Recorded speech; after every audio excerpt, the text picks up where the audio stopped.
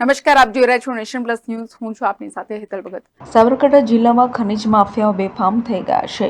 ખનીજ માફિયાઓ દ્વારા બે રોકટોક ખોદકામ કરાઈ રહ્યું છે. સાબરકાંઠા જિલ્લામાં સાંપડ ગ્રામ પંચાયતમાં આવતી ભાગપુરના ખેડૂત જીતેન્દ્રસિંહના ખેતરની બાજુમાં જ ગેરકાયદેસર રીતે રેતીનું ખોદકામ ચાલુ કરવામાં આવી રહ્યું છે.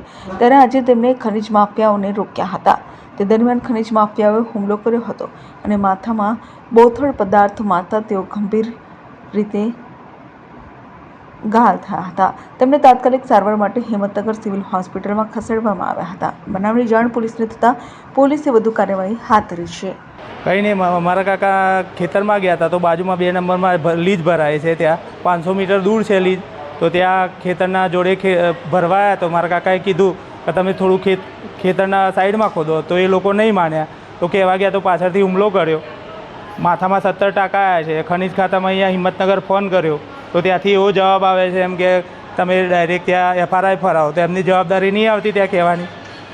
2 નંબરમાં ભરાય છે, બધા અંદર મિલીભગત છે.